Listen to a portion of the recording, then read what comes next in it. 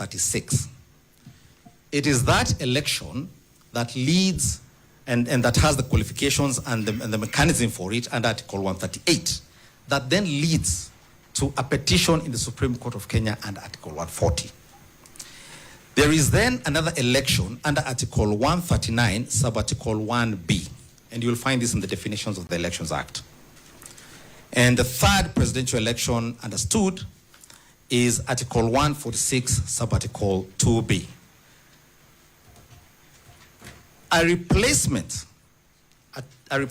of a deputy president under Article 149 is not an election.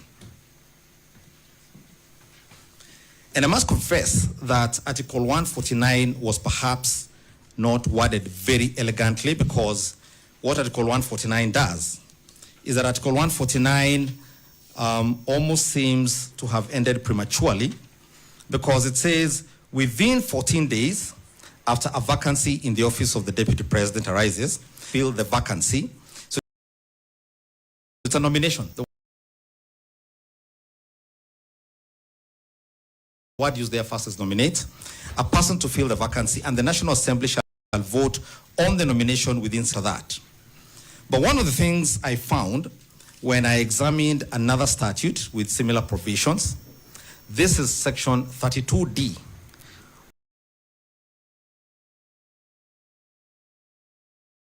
of the County Governments Act. Section 32D of the County Governments Act is actually a lot broader. It explains the time periods for it, the threshold for that vote. It's a lot more elaborate. But one of the things it makes clear is that the vote akin to Article 149 is an approval. It's not an election. It's an approval. And if one were to examine the Constitution further, everywhere the word election is used, and just by way of a few examples under the Constitution, 86, Article 87, Article 83, all of those articles, including the powers and functions of the IEBC, which my learned friend Mr. Ndegwa will be speaking to later, all of those make it clear that the election contemplated is a contested election with voters under Article 1. 14 million Kenyans. That is what the Constitution understands as an election. That then invites the jurisdiction of the Supreme Court of Kenya under Article 1. It cannot be that the respondents get to make two opposing arguments. They argue that because this is their argument, this is an election, so you can only go to the Supreme Court of Kenya. But they then argue this is not an election that requires the IEBC. That's one of the things they've argued. Because an election requires the IEBC, as properly understood.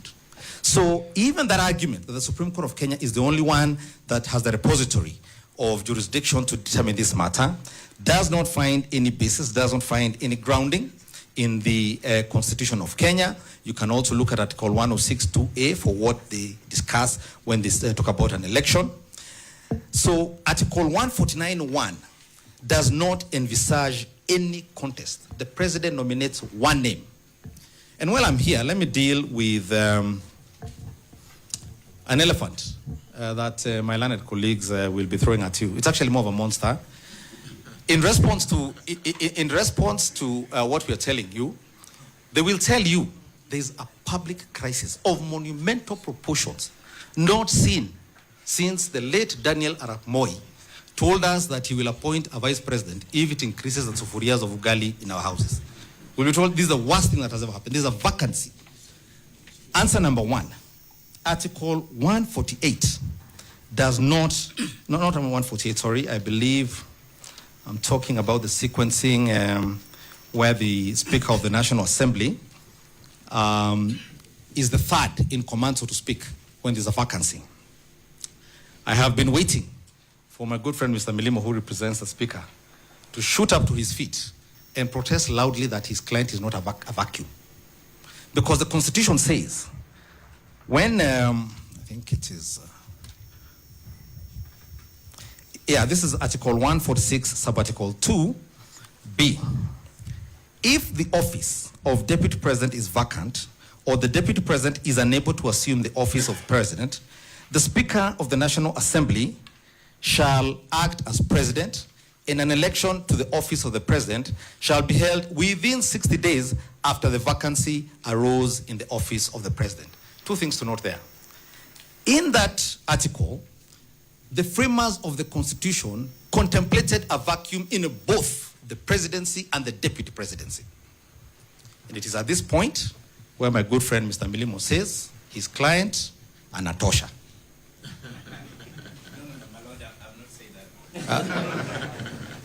Maybe you'll say it.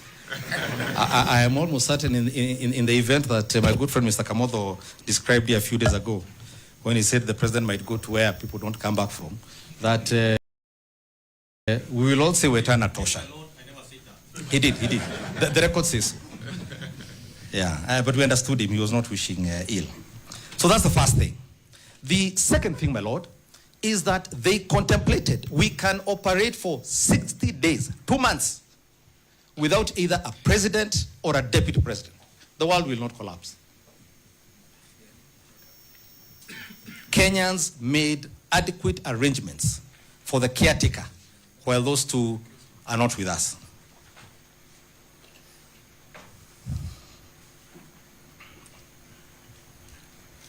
And there seems to be something magical about these 60 days that Kenyans clearly had.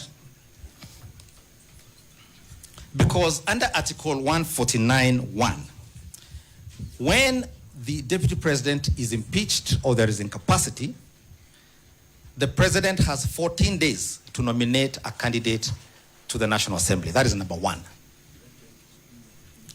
And because it is not obvious, or it is not a matter of course, that the National Assembly will approve that candidate, that the National Assembly can refuse to vote for that candidate. So those 14 days can be repeated, which is what the Constitution says. If Parliament rejects the first candidate, the process is repeated again. And the Constitution seems to contemplate, can be repeated almost indefinitely until the President comes up with a name that is acceptable. So that is number one. And there's no crisis. The world will not end as Parliament rejects those candidates. So that's number one. But the President having nominated a candidate, the National Assembly itself has then another 60 days. So we can again operate as a country for 60 days without a deputy president.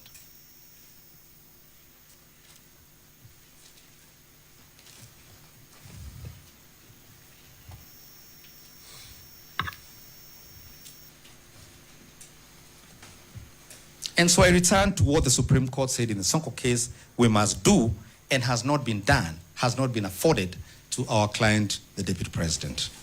This is what the court says. This is the Supreme Court again at Article 114. And it's interesting because what had happened in the Sonko case, the court actually found that Sonko was not properly before it.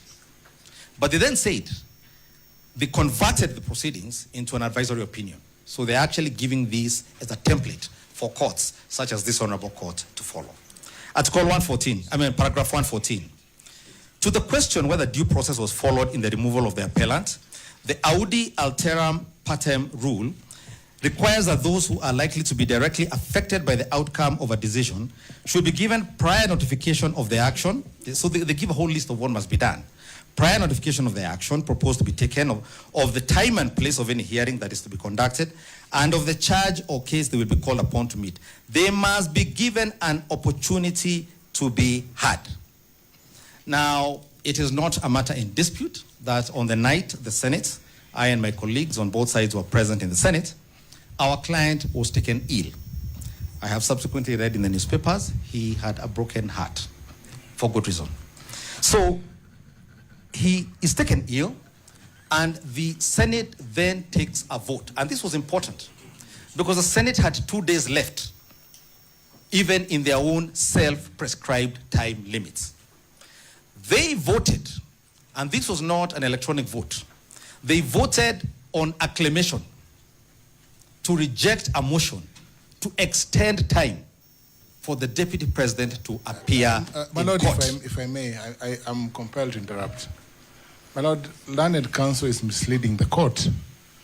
When on affidavit, it is clear that the Senate votes electronically. Senate does not vote by acclamation.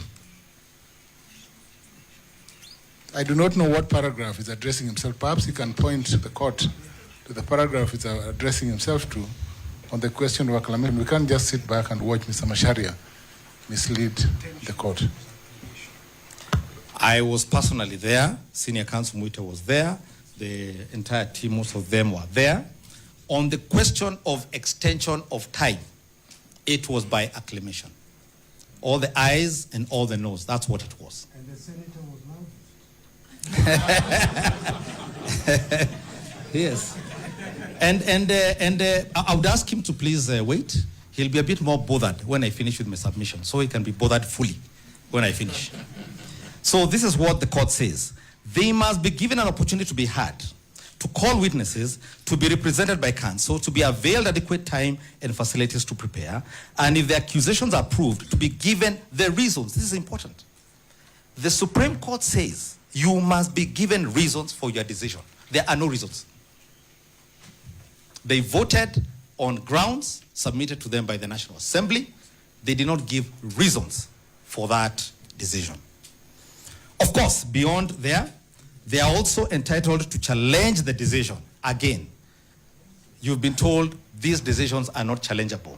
The Supreme Court says the accused must have a right to challenge the decision, if against them, before a higher court or tribunal. At paragraph 115, Article 47 of the Constitution enshrines the right of every person to fair administrative action. The manner of actualization of those rights have been enacted in the Fair Administrative Actions Act.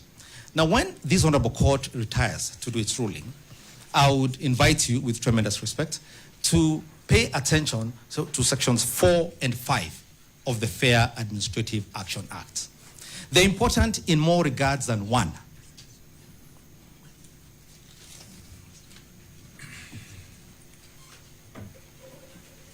Senior Counsel Paul Mwite has alluded to the question of public participation, and so will some of my colleagues who will come after me.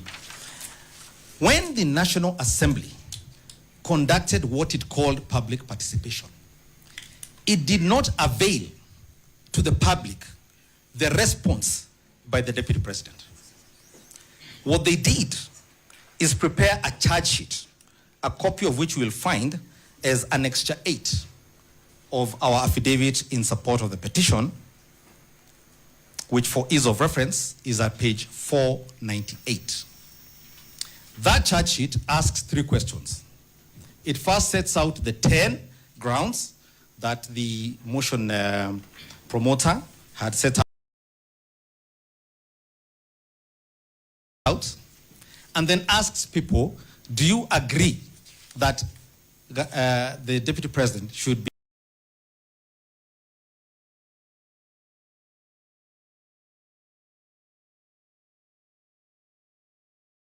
be impeached on these grounds? Do you not agree? And then there was a third one, other. That was it. They were not told what his response was, nor was he given an opportunity prior to this process. Because the only way, and you'll find that this is one of the things the Supreme Court says under the Article 47 in Fair Administrative Action Act, the participants in this public participation must know both sides of the story to make an informed decision as the people who voted in this manner.